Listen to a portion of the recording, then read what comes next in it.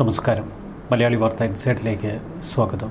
കേരളം ആത്മാർത്ഥതയോടെ തന്നെ പറയുന്നു, നിതിൻ രാജിന്റെ മരണത്തിൽ കൃത്യമായ അന്വേഷണം ഉണ്ടാകണം. നിതിൻ രാജിന്റെ മരണത്തിൽ നീതി ഉറപ്പാക്കണമെന്നാവശ്യപ്പെട്ട് ആക്ഷൻ കൗൺസിൽ ആഹ്വാനം ചെയ്ത ഹർത്താൽ പൂർണ്ണമായും ബന്ദിന്റെ പ്രതീതി ഉണ്ടാക്കുമെന്ന് ആക്ഷൻ കൗൺസിൽ തന്നെയാണ് മാധ്യമ സമ്മേളനത്തിനിടയിൽ പറഞ്ഞത്. എന്തിനാണ് ജനങ്ങളെ വെല്ലുവിളിക്കുന്നത്? ഇന്ന് ഹർത്താൽ ദിനം സാധാരണ പോലെ ജനം പുറത്തേക്ക് വന്നു. ഹർത്താലുമായി സഹകരിക്കില്ല എന്ന് കേരള വ്യാപാരി വ്യവസായി ഏകോപന സമിതിയാണ് ആദ്യം പ്രഖ്യാപിച്ചത്. തുടർന്നെല്ലാം സാധാരണ പോലെ ഓട്ടോറിക്ഷകൾ ഓടുന്നു, ടാക്സി സർവീസ് നടത്തുന്നു, KSRTC ബസ് സർവീസ് നടത്തുന്നു. ജനം സാധാരണ നിലയിൽ തെരുവിലുണ്ട്. എന്നാൽ സമരാനുകൂലികൾ പല സ്ഥലങ്ങളിലും വാഹനങ്ങൾ ബലമായി തടയുന്നു. തിരുവനന്തപുരം തമ്പാനൂരിൽ KSRTC ബസ് സമരാനുകൂലികൾ തടഞ്ഞു. കണിയാപുരത്തും നെടുമങ്ങാടുമൊക്കെ ബസ്സുകൾ തടഞ്ഞു. അടൂരിൽ വാഹനം തടഞ്ഞ സമരക്കാരെ പോലീസ് ബലമായി നീക്കി. സാധാരണ പോലെ ജനം ഇന്ന് പുറത്തുണ്ട്. ബസ്സുകളും ഓട്ടോറിക്ഷകളുമൊക്കെ സാധാരണ പോലെ പ്രവർത്തിക്കുന്നു. കേരളം മാറിയ വിവരം ഈ സമരാനുകൂലികൾ ഇതുവരെ മനസ്സിലാക്കിയിട്ടില്ല എന്ന് തോന്നുന്നു. ഇത് പഴയ കേരളമല്ല, ഇത് കേരളമാണ്. സമരാനുകൂലികൾ വാഹനം തടഞ്ഞതോടെ പല സ്ഥലങ്ങളിലും ആംബുലൻസ് അടക്കമുള്ളവ കുടുങ്ങി. ജനങ്ങളെ ബുദ്ധിമുട്ടിലാഴ്ത്താൻ എന്തിനാണ് ഇങ്ങനെയൊരു ഹർത്താൽ? ശ്രീകണ്ഠപുരത്ത് ബലമായി കടകൾ അടപ്പിച്ചു. കണ്ണൂർ നഗരത്തിൽ എവിടെയും വാഹനങ്ങൾ തടയുന്നില്ല. സാധാരണ പോലെ തന്നെയാണ് കണ്ണൂർ നഗരം ഇപ്പോൾ പ്രവർത്തിക്കുന്നത്. ബസ്സുകളൊക്കെ പതിവ് പോലെ സർവീസ് നടത്തുന്നു. കോഴിക്കോട്, വയനാട് ജില്ലകളെയും ഹർത്താൽ ഒരു തരത്തിലും ബാധിച്ചിട്ടില്ല. കണ്ണൂരിലെ അഞ്ചരക്കണ്ടി കോളേജിൽ BDS വിദ്യാർത്ഥിയായിരുന്ന നിതിൻ രാജിന്റെ മരണം.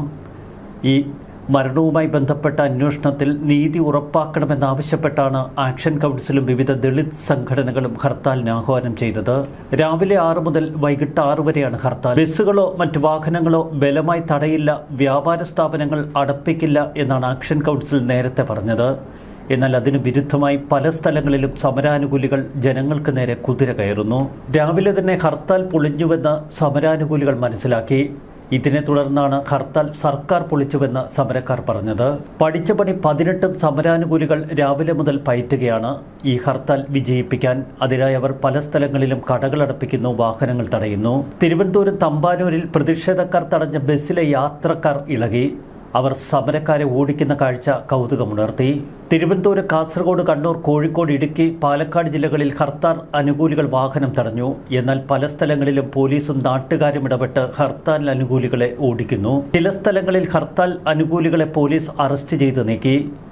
ഹർത്താൽ പൊളിക്കാൻ സർക്കാർ ശ്രമിക്കുന്നുവെന്നാണ് ഇപ്പോൾ ഹർത്താൽ അനുകൂലികളുടെ ആരോപണം. പോലീസിനെ ഉപയോഗിച്ച് ഹർത്താൽ തടയുന്നു എന്നാണ് പ്രതിഷേധക്കാർ പറയുന്നത്. കോട്ടയം മുണ്ടക്കയത്ത് ഹർത്താൽ അനുകൂലികൾ KSRTC ബസ്സുകളും മറ്റ് സ്വകാര്യ വാഹനങ്ങളും ടൗണിൽ തടഞ്ഞു. ഏതാനും മിനിറ്റുകൾ മാത്രമേ ഹർത്താൽ അനുകൂലികൾക്ക് ബസ്സുകളും വാഹനങ്ങളും തടയാൻ കഴിഞ്ഞുള്ളൂ. ജനം ഇരച്ചെത്തി. ചില വ്യാപാര സ്ഥാപനങ്ങൾ ബലമായി അടപ്പിക്കാനുള്ള ശ്രമം ഹർത്താൽ അനുകൂലികൾ ഇപ്പോഴും തുടരുകയാണ്. ബന്ദിനെതിരെയും ഹർത്താലിനെതിരെയും കോടതികൾ കൃത്യമായ നിലപാടെടുത്തിട്ടുള്ള ഇത്തരമൊരു കാലഘട്ടത്തിൽ എങ്ങനെയാണ് പ്രതിഷേധക്കാർക്ക് കേരളത്തിൽ ഹർത്താൽ നടത്താൻ കഴിയുന്നത്? ജനങ്ങളുടെ സഞ്ചാര സ്വാതന്ത്ര്യം തടയാൻ ആരെയാണ് ഇവർക്ക് അനുവാദം കൊടുത്തത്? ദളിത് സംഘടനകൾ ഹർത്താലിന് ആഹ്വാനം ചെയ്തപ്പോൾ അതിനെതിരെ പല സ്ഥലങ്ങളിലും പ്രതിഷേധം. എന്നാൽ ഉത്തരവാദിത്തപ്പെട്ട രാഷ്ട്രീയ പാർട്ടികൾ ഹർത്താൽ നടത്തുമ്പോൾ എന്തുകൊണ്ട് നിങ്ങൾ തലകുനിച്ച് നിൽക്കുന്നു എന്ന് സമൂഹ മാധ്യമങ്ങളിൽ ചിലർ ചോദിക്കുന്നു. ഒരു കാര്യം വ്യക്തമാണ്, ആര് ഹർത്താൽ നടത്തിയാലും അതിനെതിരെ ജനം കട്ടയ്ക്ക് പ്രതികരിക്കണം. കേരള വ്യാപാരി വ്യവസായി ഏകോപന സമിതി ഇപ്പോൾ ഹർത്താലിനെതിരെ കൃത്യമായ നിലപാടെടുത്തു. മുൻപ് CPM-ഉം കോൺഗ്രസുമൊക്കെ ഹർത്താലിന് ആഹ്വാനം ചെയ്യുമ്പോൾ എന്തുകൊണ്ട് തലയെടുപ്പുള്ള ഇത്തരം നിലപാടുകൾ കണ്ടിട്ടില്ല? സമരാനുകൂലികൾക്ക് നട്ടെല്ലിന് ഉറപ്പുണ്ടെങ്കിൽ അവർ നേരെ ചെല്ലേണ്ടത് സെക്രട്ടേറിയറ്റിന് മുന്നിലേക്കാണ്.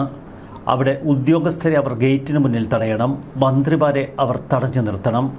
അവരോട് അഞ്ചരക്കണ്ടി ദന്തൽ കോളേജിലെ നിതിൻ്റെ മരണം കൃത്യമായി അന്വേഷിക്കാനുള്ള ആവശ്യം പറഞ്ഞു മനസ്സിലാക്കണം. മുഖ്യമന്ത്രി പിണറായി വിജയനെ ക്ലിഫ് ഹൗസിന് മുന്നിൽ തടയാൻ ഈ സമരാനുകൂലികൾക്ക് ധൈര്യമുണ്ടോ?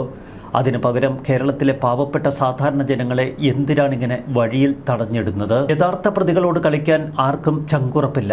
പകരം പാവപ്പെട്ട ജനങ്ങളുടെ നെഞ്ചത്ത് കയറി കുതിര കളിക്കുന്നു. പോലീസ് കൃത്യതയോടെ അന്വേഷിക്കണം.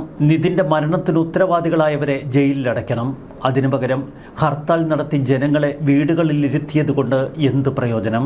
കോളേജിനെതിരെയും പ്രതികൾക്കെതിരെയും നിയമ നടപടികൾ സ്വീകരിക്കാൻ സർക്കാർ തയ്യാറാകണം. അതിന് സർക്കാരിനെ സമ്മർദ്ദത്തിലാഴ്ത്തുന്ന സമര പരിപാടികളാണ് ഈ ഹർത്താൽ അനുകൂലികൾ ചെയ്യേണ്ടത്. വീട്ടാവശ്യത്തിന്, ആശുപത്രി ആവശ്യങ്ങൾക്ക്, സ്വകാര്യ ആവശ്യങ്ങൾക്ക് അടിയന്തരമായി എങ്ങോട്ടേക്കെങ്കിലും യാത്ര ചെയ്യേണ്ട സാധാരണക്കാരെ എന്തിനാണ് ഇങ്ങനെ തെരുവിലിട്ട് കഷ്ടപ്പെടുത്തുന്നത്?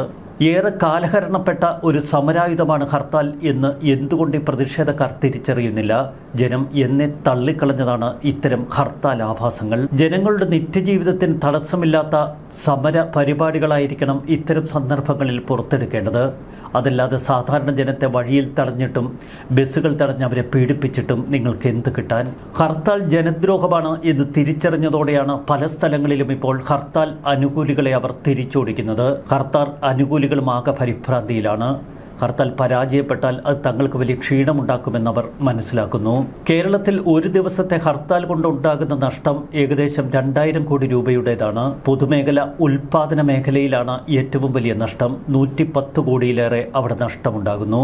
ഒരു ദിവസം സർക്കാരിന് കിട്ടേണ്ട 128 കോടി രൂപയുടെ നികുതി നഷ്ടം. 2002 സെപ്റ്റംബറിൽ ഒരു മിന്നൽ ഹർത്താലിൽ അന്ന് KSRTCക്ക് നഷ്ടപ്പെട്ടത് 2.42 കോടി. ഹർത്താൽ ദിനങ്ങളിൽ KSRTCക്ക് വലിയ വരുമാന നഷ്ടമുണ്ടാകും. വാണിജ്യ മേഖല അടഞ്ഞുകിടക്കുന്നത് വലിയ തോതിൽ നഷ്ടമുണ്ടാക്കും. ലുലു മാൾ പോലുള്ള വലിയ സ്ഥാപനങ്ങൾ അടഞ്ഞുകിടക്കുമ്പോൾ ഒരു ദിവസം 10 കോടിയുടെ വരുമാന നഷ്ടമെന്നാണ് കണക്കാക്കപ്പെടുന്നത്. 2016-17 കാലഘട്ടത്തിലെ ഒരു കണക്ക് നമുക്ക് മുന്നിലുണ്ട്. അന്ന് ഹർത്താലുകൾ മൂലം കേരളത്തിനുണ്ടായ ആകെ നഷ്ടം 13,291 കോടി. ജനങ്ങളെ കൊള്ളയടിച്ച് ഇത്തരം വാണിജ്യ നഷ്ടം വരുത്തുന്നത് വഴി നിങ്ങൾ നടത്തുന്നത് ദേശദ്രോഹമാണ്. ഇത്തരം രാജ്യദ്രോഹ സമരങ്ങൾ അവസാനിപ്പിക്കേണ്ട കാലം അതിക്രമിച്ചിരിക്കുന്നു. പഴയ കേരളമൊക്കെ എന്നേ പോയി. പുതിയ കേരളം മെയ് 4 വീണ്ടും പിറക്കുമെന്ന് എന്തുകൊണ്ട് നിങ്ങൾ മറക്കുന്നു? ന്യൂസ് ഡെസ്ക് മലയാളി വാർത്ത.